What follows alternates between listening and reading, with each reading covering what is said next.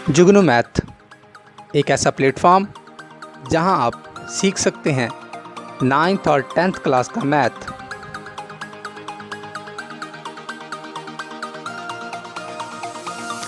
इल्म की इस शम्मा को रोशन करने में हमारा साथ दीजिए। हमारी हौसला अफजाई के लिए हमें सब्सक्राइब, लाइक और शेयर करना मत भूलिएगा।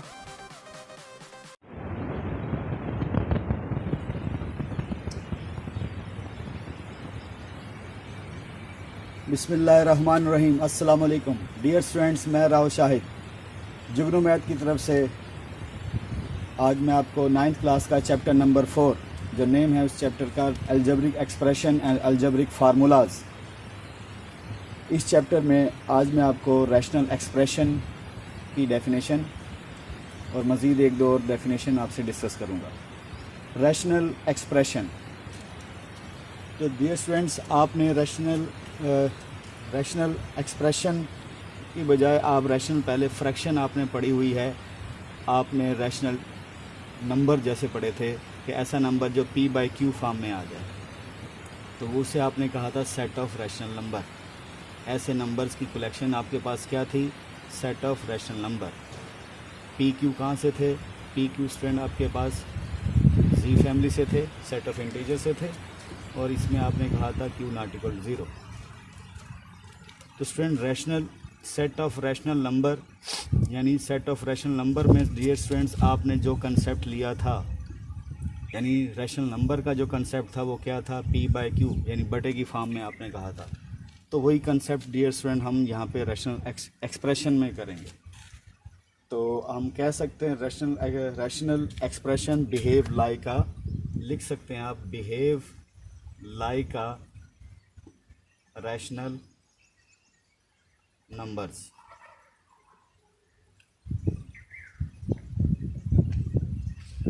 तो क्या मैंने लिखा डियर स्टूडेंट कि रैशनल एक्सप्रेशन का बिहेव जो है किस टाइप का है? Rational number. और रैशनल नंबर की डेफिनेशन डियर स्टूडेंट हम स्टार्ट में पिछले प्रीवियस चैप्टर्स में हम पढ़ चुके हैं। रैशनल नंबर की डेफिनेशन जो हमने कही थी टर्मिनेटिंग और रेकरिंग फॉर्म में ऐसा नंबर हो उसे हम क्या बोलते थे? Rational number. अब रैशनल नंबर में p/q और डिनोमिनेटर के बारे में आपने कहा कि इन्फॉर्मेशन आपके पास क्या है कि q 0 नहीं होना चाहिए। ये p/q किस फैमिली से आएंगे? इंटीजर से आएंगे।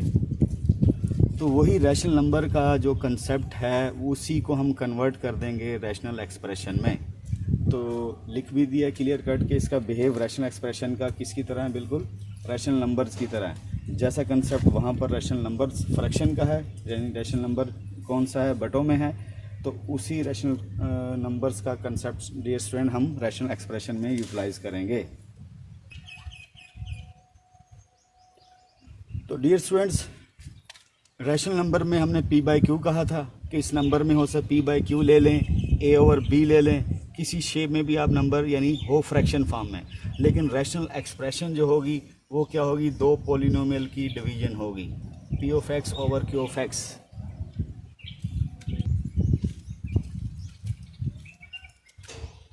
तो डियर स्टूडेंट रैशनल नंबर में मैं आपको क्या कह रहा था कि आपके पास जो बटे की फॉर्म में है रैशनल नंबर में, इसमें नोमिनेटर डिनोमिनेटर आपके पास क्या है? वो एक इंटीजर है, यानी ये भी आपके पास इंटीजर है और डियर स्टूडेंट ये भी आपके पास क्या है? इंटीजर है। और इंटीजर आपके पास कहाँ फैमिली से है? सेट ऑफ इंटीजर से।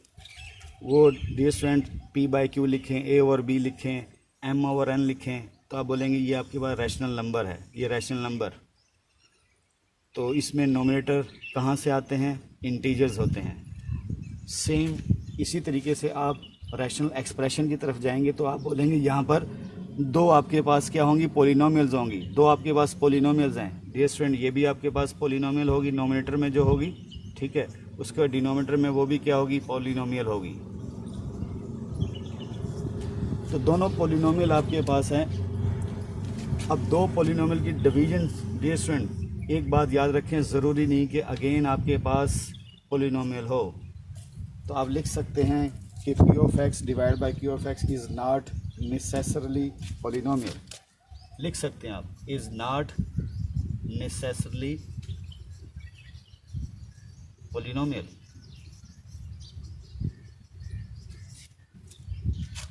तो डियर स्टूडेंट, अभी तक मैंने आपको क्या बात बताई कि सेट ऑफ रैशनल नंबर में भी बटे की शेप में होता है और रैशनल नंबर भी बटे की शेप में होता है, रैशनल एक्सप्रेशन वो भी बटे की शेप में होगी।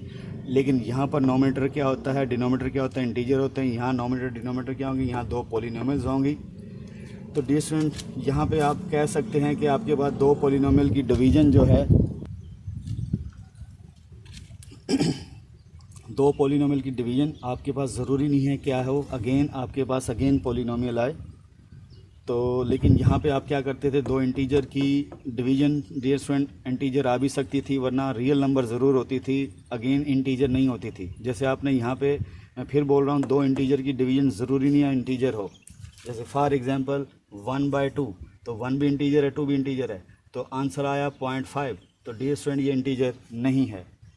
क्या कहा कि दो इंटीजर की डिवीज़न ज़रूरी नहीं है कि अगेन क्या हो, इंटीजर हो। देखें ये रियल नंबर है लेकिन इंटीजर नहीं है।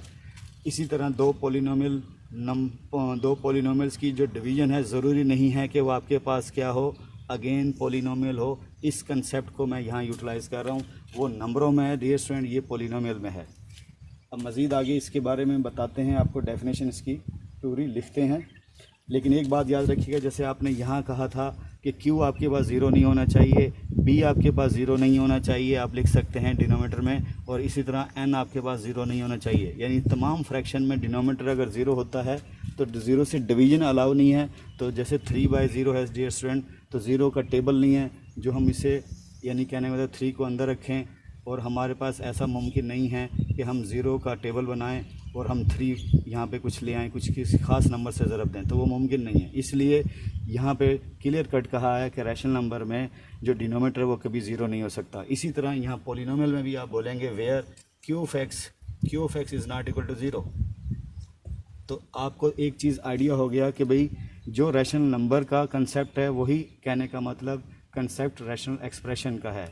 तो रैशनल एक्सप्रेशन क्या होती है डियर स्टूडेंट्स, कि दो पॉलिनोमियल की डिवीज़न है, उसमें आपने क्या कहा कि नोमीनेटर भी पॉलिनोमियल है, डिनोमिनेटर पॉलिनोमियल है, इनकी डिवीज़न ज़रूरी नहीं है कि आपके पास अगेन क्या हो, पॉलिनोमियल आए। और मज़ीद आपको क्या बताया कि डिनोमिनेटर कभी ज़ीरो नहीं होगा। डियर स्टूडेंट, रैशनल एक्सप्रेशन की अब डेफिनेशन प्रॉपर मैंने लिख दी है। अब इसमें क्या डेफिनेशन है, the quotient P of x of Q of x of two polynomials, दो पॉलिनोमियल का कोशेंट आपको पता है क्या होता है। जैसे आमतौर पे आप दो नंबरों को डिवाइड करते हैं, जो आंसर आता है उसे कोशेंट बोलते हैं। तो student the quotient P of x of Q of x, जैसे फॉर एग्जांपल 6 को आप 2 पे डिवाइड करते हैं तो 2 3 6, तो स्टूडेंट्स को ये हमारा 3 कोशेंट है। तो सेम इसी तरह आप यहाँ पे बात कर रहे हैं, क्या बात कर रहे हैं कि आपके पास द कोशेंट, किसका कोशेंट, दो पॉलिनोमियल की डिवीज़न का।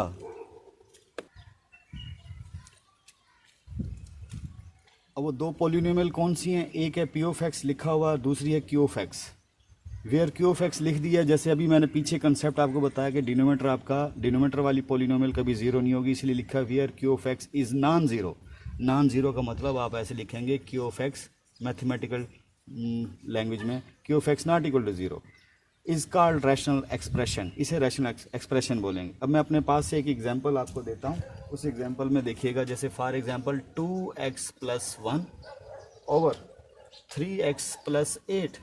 तो डियर स्टूडेंट्स, ये आपके पास क्या है, ये एक अलग पॉलिनोमियल है, ये P ऑफ x है समझ लें, और ये वाली पॉलिनोमियल क्या है, Q ऑफ x।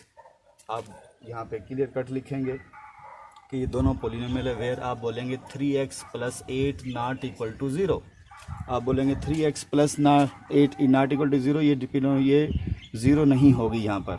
देन आप बोलेंगे ये क्या है, एक रैशनल फ्रैक्शन है, एक्सप्रेशन है। आप बोलेंगे रैशनल एक्सप्रेशन है, तो इसमें ये आपके पास P ऑफ x है जो कि नोमिनेटर है, और ये आपके पास Q ऑफ x है। यानी आप लिख सकते हैं, यहाँ मैं बता रहा हूँ, ये P ऑफ x है डियर स्टूडेंट, ये आपके पास ये दूसरी पॉलिनोमियल है। और एंड में आप यहाँ पे क्लियर कट लिख सकते हैं कि आपके पास P ऑफ x के पास नीड नॉट, ज़रूरी नहीं है कि ये need not be a polynomial, यानी दो पॉलिनोमियल की डिवीज़न ज़रूरी नहीं है कि अगेन पॉलिनोमियल बने। वजह क्या है स्टूडेंट, उसमें क्या होगा कि भाई आपके पास आंसर क्वेश्चन आता है, आपको आइडिया दे देता हूँ। तो क्वेश्चन फॉर एग्जांपल आपने डिवाइड किया तो आपके पास इस टाइप का क्वेश्चन आ गया 3x⁻1/2 + 1 फॉर एग्जांपल। तो उसमें पावर आपके पास क्या होगी डियर स्टूडेंट, वो इंटीजर नहीं होगी, वो फ्रैक्शन फॉर्म में आ जाएगी। तो पॉलिनोमियल की डेफिनेशन में हमने आपको पिछले लेक्चर में बताया है कि पावर हमेशा क्या होनी चाहिए, नॉन नेगेटिव इंटीजर। अब यहाँ पे पावर क्या है डिनोमिनेटर में, यानी सॉरी क्या है फ्रैक्शन में है, तो इसलिए ये पॉलिनोमियल नहीं है। फ़र्ज़ करें इन दोनों को डिवाइड किया, एक आंसर आता है वो अगेन इस टाइप की टर्म आती है। तो इसमें आप पावर को देखेंगे, पावर अगर आपके पास नॉन नेगेटिव इंटीजर है तो आप अनाउंस करेंगे वो पॉलिनोमियल है। लेकिन अमूमन क्या होता है कि वो ज़रूरी नहीं है कि वी आए, आ भी सकती है। दो पॉलिनोमियल को डिवाइड करके डियर स्टूडेंट आंसर जो आएगा क्वेश्चन वो आ भी सकता है, पॉलिनोमियल नहीं भी आ सकता, ज़रूरी नहीं है। तो इस वजह से अपने दिमाग में बिठा लें कि दो पॉलिनोमियल की डिवीजन ज़रूरी नहीं कि अगेन पॉलिनोमियल हो। तो आप कह सकते हैं need not be a polynomial. एक और बात स्टूडेंट आपको बता देता हूँ कि हर पॉलिनोमियल, जैसे फॉर एग्जांपल आपके पास ये एक पॉलिनोमियल है तो इसका डिनोमीटर आप हमेशा 1 कंसीडर करें, जिसका नहीं होगा डिनोमीटर 1 होगा। तो आप कह सकते हैं कि every polynomial can be regarded as a rational expression. आप लिख सकते हैं, मैं यहाँ लिखने जा रहा हूँ, आप लिखेंगे every polynomial can be regarded as a rational expression. हर पॉलिनोमियल को आप शुमार कर सकते हैं रैशनल एक्सप्रेशन के तौर पे। जैसे मैंने अभी आपको मिसाल दी, एक और मिसाल देता हूँ। फ़र्ज़ करो एक पॉलिनोमियल ये है, क्या फ़र्ज़ करें 5x + 2, तो इसका डिनोमीटर नहीं है तो डिनोमीटर हम खुद बना लें। तो आप बोलेंगे ये हमेशा क्या कंसीडर होगी, हर पॉलिनोमियल। ये एक मैंने नोट लिखा, उम्मीद है स्टूडेंट आपको समझ आया होगा ये।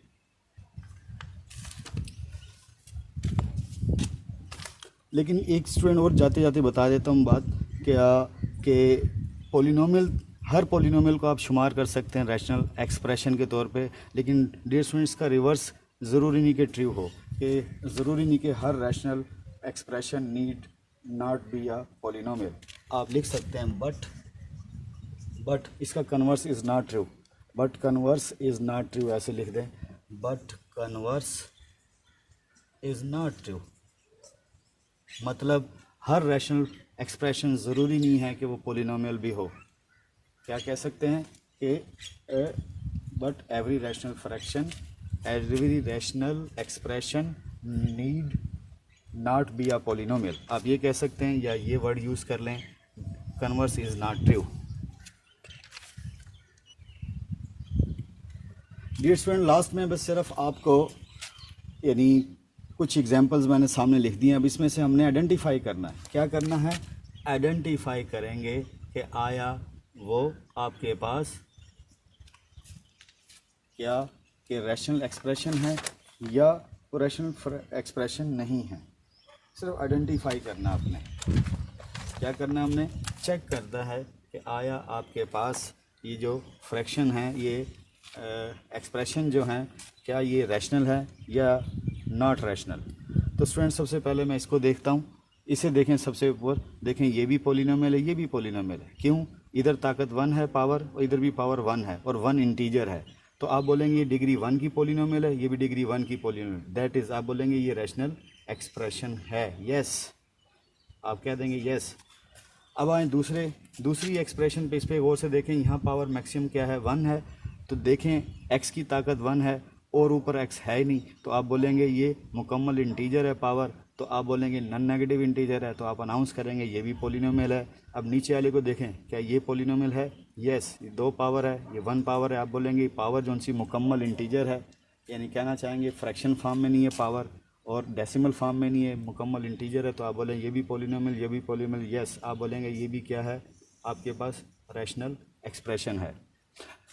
तीसरी एग्जांपल पे आइएगा, इसमें देखें ऊपर पावर x की यहाँ पर 2 है, यहाँ x की पावर 1 है। ये तो पॉलिनोमियल है, लेकिन डिनोमिनेटर में आप थोड़ा गौर से देखें, यहाँ पावर 2 है, लेकिन ये जो अंडर रूट है इसको आप क्या लिख सकते हैं 1/2 अंडर स्क्वायर रूट को 1/2। तो डियर स्टूडेंट ये आपके पास not a polynomial, not a polynomial, ये पॉलिनोमियल नहीं है। जब ये पॉलिनोमियल नहीं है तो डियर स्टूडेंट तो रैशनल की जो डेफिनेशन थी रैशनल एक्सप्रेशन की कि ऊपर भी पॉलिनोमियल डिनोमिनेटर यानी नोमिनेटर भी और डिनोमिनेटर दोनों पॉलिनोमियल होने चाहिए। जब ये पॉलिनोमियल नहीं है तो आप बोलेंगे नॉट अ रैशनल एक्सप्रेशन।